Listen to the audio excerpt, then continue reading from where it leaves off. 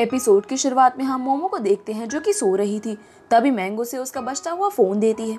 अब जब मोमो उस कॉल को उठाती है तो उसे पता चलता है कि जिस कंपनी में उसने अपना रिज्यूमे दिया था उसमें उसकी जॉब लग गई है और उसे एक बार वहां जाकर सब कुछ डिस्कस करना है।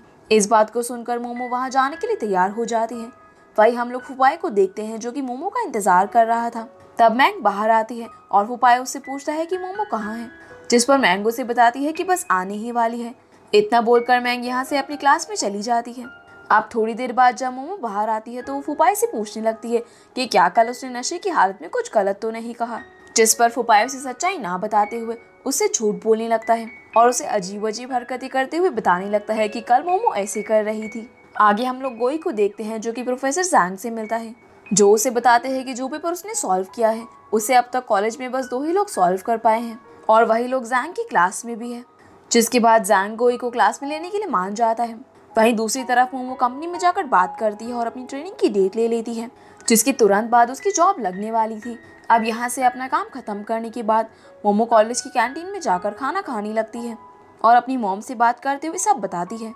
तब उसकी मॉम उसे वापस होम टाउन आने को बोलती है क्योंकि वो जानती थी कि मोमो की कंपनी काफ़ी दूर है।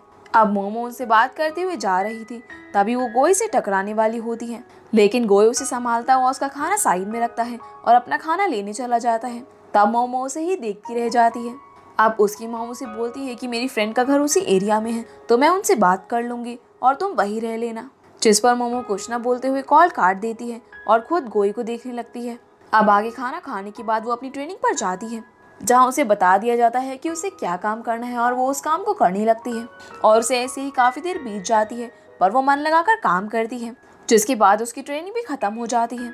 अब एक दिन जब वो वापस घर जा रही थी तो भीड़ की वजह से उसकी बस मिस हो जाती है और इस बार में वो कॉल करके अपनी मॉम को बताती है। अब उसकी मॉम उसे बोलती है कि मैंने आंटी जू से बात कर ली है, जिनका घर उसी एरिया में है पर उनके घर पर कोई नहीं रहता तो तुम वहाँ रह सकती हो, वो तुम्हें कीज कोरियर कर देंगी। ये सुनकर मोमो मान जाती है और अब वो अपना सामान वगैरह पैक कर कर आंटी जू के घर जाती है, लेकिन वो घर मोमो को काफ़ी गंदा लगता है। जिसके बाद मोमो एक बास्केटबॉल को नोटिस करती है जिस पर FP लिखा हुआ था। अब क्योंकि उसे घर बहुत गंदा लग रहा था तो इसी वजह से वो अपने हिसाब से सारे डेकोरेशंस करने लगती है, लेकिन इसके बाद भी जब उसका मन नहीं भरता तो वो लाइब्रेरी में जाकर डेकोरेशन की किताब पढ़ने लगती है।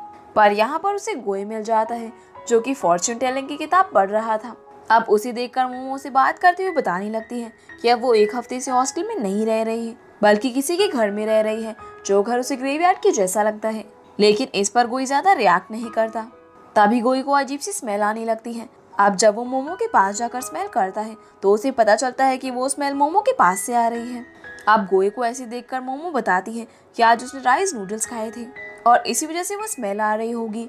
अब क्योंकि गोई को राइस नूडल्स बिल्कुल भी पसंद नहीं थे तो इसीलिए वो मोमो को यहाँ से जाने को बोलता है।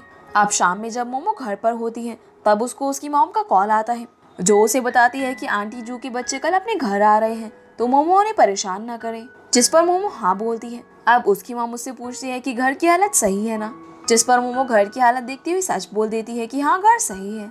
अब क्योंकि मोमो को पता था कि आंटी जू के बच्चे कल आने वाले हैं तो वो चिप्स खाकर वापस से राइस नूडल्स खाती हुई हॉरर मूवी देखने लगती है, जिसे देखते देखते ही बाहर हो रही लाइटिंग के साथ घर का गेट खुलता है और कोई अंदर आता है और उसे देखकर मोमो काफी जोर से चिल्लाती है। तब हम लोग देखते हैं कि ये गोई है।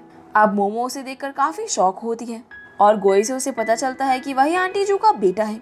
अब क्योंकि गोई को याद था कि मोमो ने उसके घर को ग्रेवयार्ड बोला था, तब वो मोमो से इस बार में बात करने लगता है और साथ ही जब वो अपने घर की हालत देखता है तो उसे काफी गुस्सा आता है, जिस वजह से वो मोमो को सब कुछ तुरंत साफ करने को बोलता है, जिस पर मोमो पहले तो खड़ी नहीं होती पर जब कोई बार बार एक ही बात को बोलने लगता है तब मोमो उसे बताती है कि क्योंकि वो घर पर अकेली थी तो उसने इनर नहीं पहनी हुई है।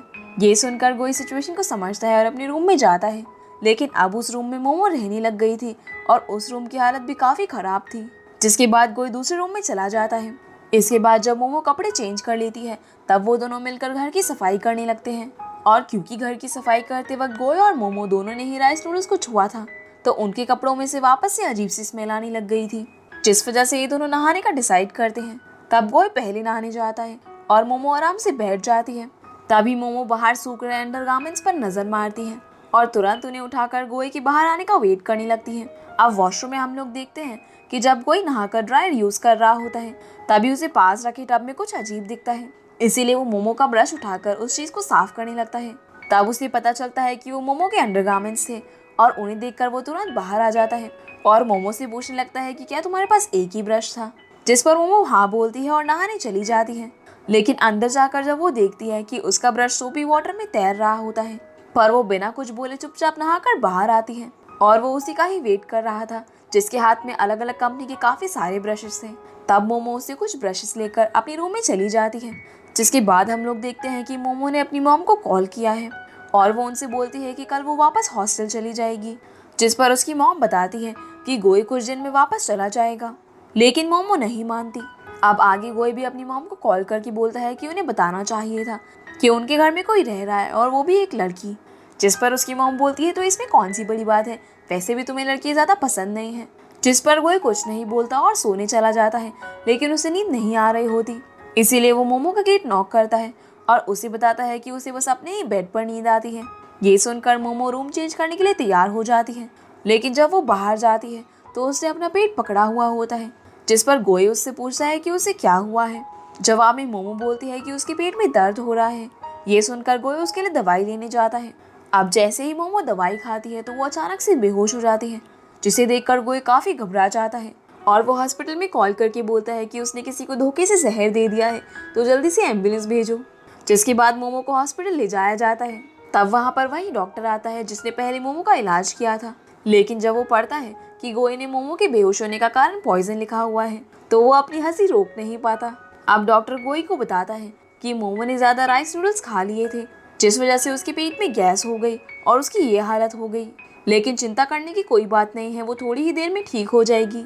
ये सब बताने के बाद डॉक्टर वहाँ से चला जाता है, जिसके बाद डॉक्टर एक बच्चे के पास जाता है जो कि पेट दर्द के कारण रो रहा था। लेकिन जब वो बच्चे को चेक करता है तब उसे पता चलता है कि वो बच्चा एकदम सही है और वो उस बच्चे के पेरेंट्स को बताता है कि वो एकदम ठीक है। लेकिन उसके पेरेंट्स इस बात को मानने को तैयार नहीं होते और उस बच्चे के पिता गुस्से में एक प्लेट उठाकर डॉक्टर की तरफ फेंकते हैं, जो कि धोखे से मोमो को लगने वाली थी।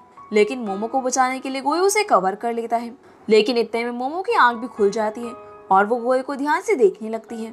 जिसके बाद सीन यहाँ से पास में जाता है, जहाँ गोई जब हॉस्टल में अपने रूम में पहुँचता है तब उसके दोस्त उसका बहुत ही अच्छे से स्वागत करते हैं, क्योंकि आज गोई का बर्थडे था।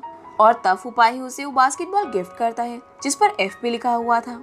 अगले दिन हम देखते हैं कि जब गोई की आंख खुलती है तब वो मोमो की पोजीशन सही करके उसके लिए खाना लेने जाता है, जहाँ रेस्टोरेंट में उसे फुपाई का कॉल आता है जो उसे पूछता है कि वो कहाँ पर है। तब गोई बताता है कि मोमो की तबीयत खराब हो गई है तो वो दोनों हॉस्पिटल में हैं। ये सुनकर फुपाई हॉस्पिटल का एड्रेस लेता है और वहाँ आने लगता है। अब जब गोई वापस आता है तो वो बस खिचड़ी लेकर आया था ताकि मोमो का पेट फिर से सही हो जाए, पर जब मोमो खिचड़ी देखती है तो उसे अच्छा नहीं लगता। लेकिन गोई जबरदस्ती उसे खिचड़ी खिलाता है, जिसकी थोड़ी देर बाद मोमो का एक चेकअप करके उसे डिस्चार्ज कर दिया जाता है। अब जब गोई उसकी मेडिसिन ले रहा होता है तो इतने में ही वहाँ पर फुपाया आ जाता है, जो मोमो को देखकर सबसे पहले उससे पूछता है कि गोई उसे कहाँ पर मिला। जवाब में मोमो से बताती है कि गोई उसके ऑफिस के पास ही मिल गया था। ये सुनकर फुपाया को मोमो पर भरोसा हो जाता है और वो गोई को थैंक यू बोलकर मोमो को लेते हुए वापस जाने लगता है। आगे हम लोग देखते हैं कि जब मोमो और फुपाया वापस जा रहे होते हैं तब उन्हें डॉक्टर मिलते हैं, जो मोमो को उसका ध्यान रखने के लिए बोलते हैं। साथ ही ये भी बोलते हैं कि तुम अपने बॉयफ्रेंड का भी ध्यान रखना, क्योंकि अगर तुम्हें कुछ हो गया तो वो फिर से पागल हो जाएगा। ये सुनकर फुपाया काफी शौक होती, लेकिन मोमो सिचुएशन को ये बोलकर संभाल लेती है कि डॉक्टर को कोई गलतफहमी हुई है। जिसके बाद ही तीनों घर जाने लगते हैं। तब फुपाया गोई से भी सेम सवाल पूछता है, जिस पर गोई भी सेम आंसर देता है। इस पर फुपाया बोलता है कि हाँ, वैसे भी गोई मोमो जैसी लड़की को पसंद नहीं करेगा। अब आगे जब फुपाया मोमो को उसके हॉस्टल के बाहर छोड़कर वापस आ रहा होता है तब उसे मैंग मिलती है, जो उसे यहाँ देखकर पूछती है कि तुम यहाँ पर क्या कर रही हो, क्योंकि मोमो काफी समय से यहाँ पर नहीं रह रही थी। ये सुनकर फुपाया काफी शौक होते हुए उसे बताता है कि मैं अभी भी मोमो को छोड़कर आया हूँ, जिस पर मैंग उसे कुछ नहीं बोलती और अपने रूम में चली जाती है। दूसरी तरफ हम लोग हान को देखते हैं, जो कि प्रोफेसर जैंग के पास आकर बोलता है कि सीनियर ने उसकी शीट पर बहुत सारे मार्क करे हैं। ये सुनकर जैंग उसकी शीट देखने लगता है। तब प्रोफेसर जोई बताते हैं कि उसके सारे आंसर्स गलत हैं, साथ ही वो आंसर्स भी गलत है जो कि सीनियर ने लिखे हैं, बट यहाँ पर पेंसिल से जो आंसर्स लिखे हैं वो सारे सही हैं। तभी वहाँ पर सीनियर आ जाती है और जब उसे पता चलता है कि उसके लिखे हुए आंसर्स भी गलत है तो वो काफी शॉक होती है।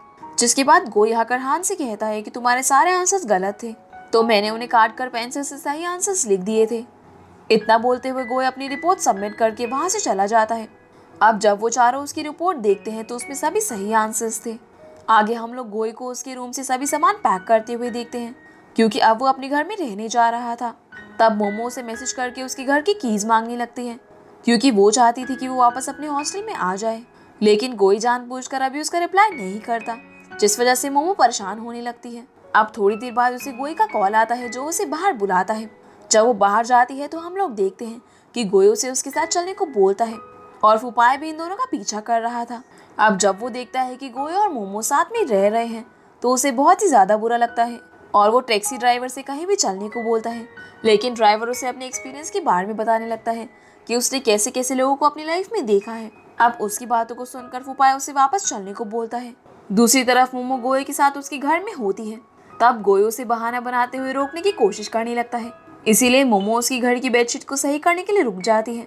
पर वो ये बोलती है कि तुम एकदम पागल हो और तुम तब तक नहीं सुधरोगे जब तक मैं तुम्हें मारूंगी नहीं।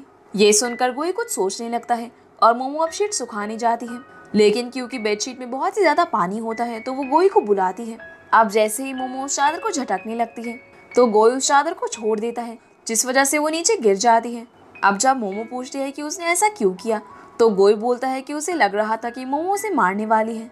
ये सुनकर मोमो हंसते हुए एक डंडा उठाकर गोई को लेते हुए नीचे जाती है और गोई से चादर निकालने को बोलती है जो कि एक पेड़ पर अटक गई थी।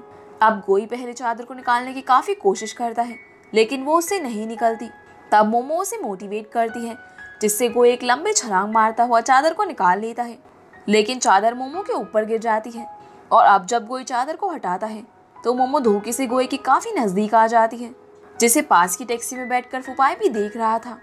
अब जब वो दोनों फुपाय को देखते हैं तो काफी शौक होते हैं और उसे ऊपर ले जाते हैं, लेकिन क्योंकि फुपाय को लग रहा था कि मोमो और गोई लिव इन रिलेशनशिप में रह रहे हैं तो वो इन दोनों से सही से बात नहीं करता।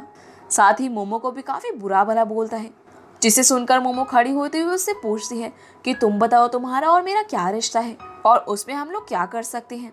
अब इस बात को सुनकर फुपाय चुप हो जाता है और गोई से बोलने लगता है कि मोमो और उसकी जोड़ी काफी अच्छी है। ये सब बोलने के बाद फुपाय वहां से गुस्से में चला जाता है। अब उसके जाने के बाद गोई समझ गया था कि मोमो का मूड ऑफ है, इसीलिए वो उससे बात करने की कोशिश करता है, लेकिन मोमो उससे भी बात नहीं करती और वहां से चादर को धोने के लिए वॉशरूम में चली जाती है, जहां चादर को मशीन में डालते वक्त मोमो के हाथ में कट लग जाता है, जिसे देखकर गोई तुरंत उसके पास आता है। लेकिन मोमो उसे वहां से जाने को बोलकर जोर जोर से रोने लगती है, क्योंकि आज उसने अपना बहुत ही अच्छा दोस्त खोया था।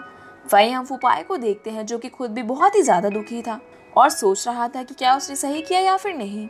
अब जब वो अपने कॉलेज पहुंचता है तो वहां उसे स्पोर्ट्स टीचर से काफी डांट पड़ती है, क्योंकि वो आज आफ्टरनून वाले इंपॉर्टेंट मैच में गायब था।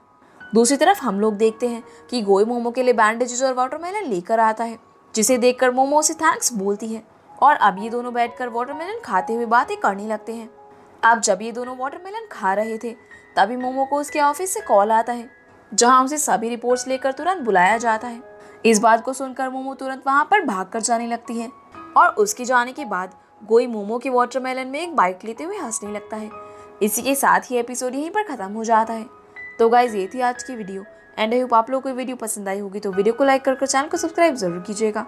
तो आपसे फिर मिलते हैं अगले वीडियो में, तब तक के लिए गुड बाय।